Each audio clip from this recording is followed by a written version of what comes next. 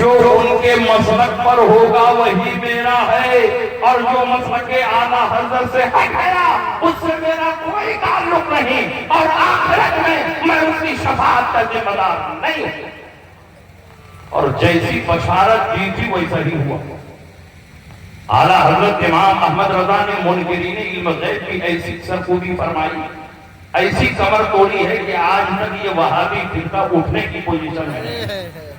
اعلیٰ حضرت جب دوسری بار زیارت حرمین طیبین کے لیے تشریف لے گئے، آپ حیات اعلیٰ حضرت اٹھا کر پڑھیے، اعلیٰ حضرت پہ جو کچھ میں بولتا ہوں حیات اعلیٰ حضرت روشنی بولتا ہوں، اور بار بار ہم نے اس کا مطالعہ کیا اور ذاتی طور پر خرید کر اس کو رکھا، اس لیے نہیں کہ مدرسے کی لائبریری سے نکال کے لاؤ ایک ہفتے کے بعد جمع کرنا پڑا، ذاتی طور پر پورا سیٹ ہم نے خرید لیا اور بہت دنوں سے وہ مطالعے میں ہے، بے شمار کرامتیں اعلیٰ حضرت کے ذہن میں ہیں۔ سنیے، اعلیٰ حضرت امام احمد رضا جب دوسری بار زیارت حرمین طیبین کے لیے تشریف لے گئے تو پہلے سے کوئی پروگرام نہیں تھا، اچانک باطنی کشش کی بنیاد پر اعلیٰ حضرت امام احمد رضا زیارت حرمین کے لیے نکلے، کیونکہ آپ کے بڑے بیٹے حجت الاسلام 2 دن پہلے زیارت حرمین طیبین کے لیے نکل چکے تھے، اور اعلیٰ حضرت ان کو بریلی ریلوے اسٹیشن تک چھوڑا۔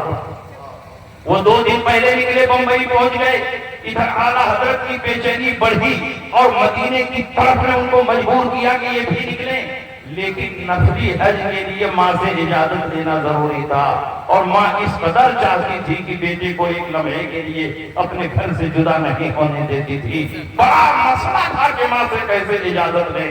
ماں چادر اوڑھ کر چارپائی پر سو رہی ہے، اعلیٰ حضرت امام احمد رضا گئے اور ان کے قدموں میں اپنی آنکھ رگڑنے لگے۔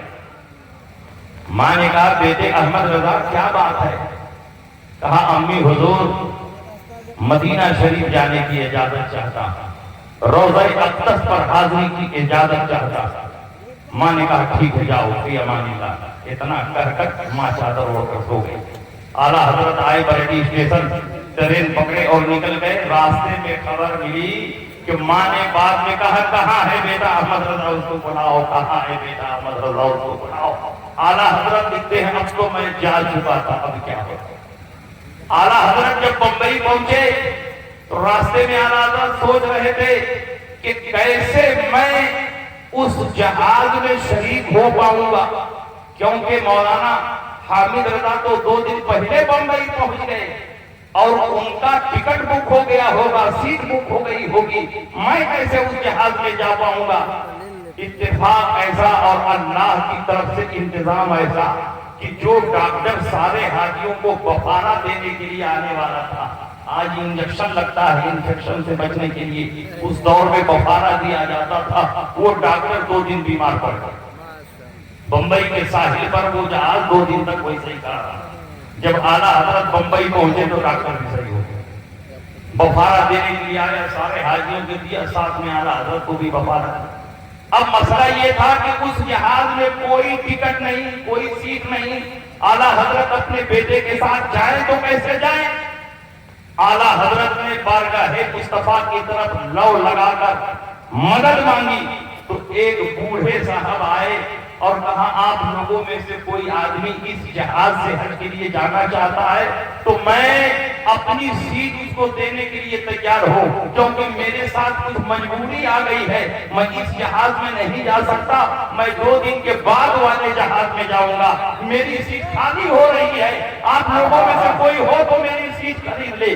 اعلیٰ حضرت ہی کے پاس آ کر کہہ رہا ہے جو سیٹ کے انتظام میں لگے ہوئے تھے، فوراً سیٹ کا بھی انتظام ہو گیا، اور اسی جہاز میں اعلیٰ حضرت امام احمد رضا اپنے بیٹے حجت الاسلام کے ساتھ مکہ مکرمہ پہنچ گئے، اور وہاں مولوی خلیل احمد بندیج بھی پہلے سے موجود تھے، اور اس وقت حرمین طیبین پر خلافت عثمانیہ قائم تھی، اور خلافت عثمانیہ کی طرف سے حرمین طیبین کو کنٹرول کرنے کے لیے شریف مکہ موجود تھے۔ شریف مکہ کے دربار میں ان وہابیوں نے 6 سوالات پیش کیے اور کہا، آپ لوگوں کا عقیدہ ہے کہ نبی غیب جانتے ہیں، اگر نبی غیب جانتے ہیں تو ہمارے ان 6 سوالوں کا جواب دے دیجئے۔ شریف مکہ نے مکہ مکرمہ کے سب سے بڑے عالم رئیس العلماء مولانا صالح کمال کو بلایا اور کہا کہ آپ لے جائیے یہ سوال اور 2 دن میں اس کا جواب لکھ کر میری بارگاہ میں پیش کیجیے، اور کتاب اتنا مکمل ہونا چاہیے، اس قدر کمپلیٹ اور پرفیکٹ ہونا چاہیے کہ کہیں بھی انگلی رکھنے کی گنجائش نہ ہو۔ مولانا صالح کمال کو پرچہ لے کر آئے، اپنے گھر الماری میں رکھ دیا۔ اعلیٰ حضرت امام احمد رضا کو شودر یہ بات پہنچی کہ وہابیوں نے نبی کے علم غیب پر سوالیہ نشان کھڑا کیا ہے، نبی کے علم غیب کا انکار کیا ہے۔ وہ احمد رضا جو چاندی کی دھرتی پر بیٹھ کر ناموس رسالت کی حفاظت کر رہا تھا، جو ہندوستان کی سرزمین پر رہ کر ناموس رسالت کی حفاظت کر رہا تھا، وہ مکہ میں موجود ہو اور ناموس رسالت پر حملہ ہو، وہ احمد رضا کیسے گوارا کر سکتا ہے؟ اعلیٰ حضرت امام احمد رضا بھاگتے ہوئے مولانا صالح کمال کے گھر گئے اور سارے علماء نے اعلیٰ حضرت کا کھڑے ہو کر استقبال کیا۔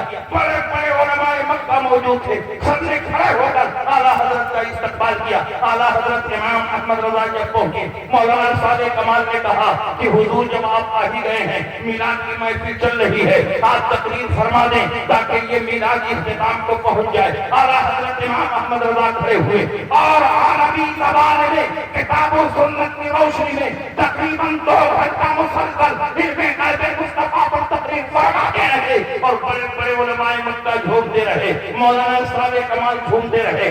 جب اعلیٰ حضرت کی تقریر ختم ہوئی، مولانا صالح کمال نے الماری کھولی، پرچہ نکالا، کہا حضور آپ نے جو تقریر فرمائی ہے اسی تقریر میں پوری کتاب موجود ہے، آپ اس کو تحریری طور پر جمع کر دیجئے، کتاب تیار ہو جائے گی، شریف مکہ کے دربار میں اسی کو پیش کر دوں گا۔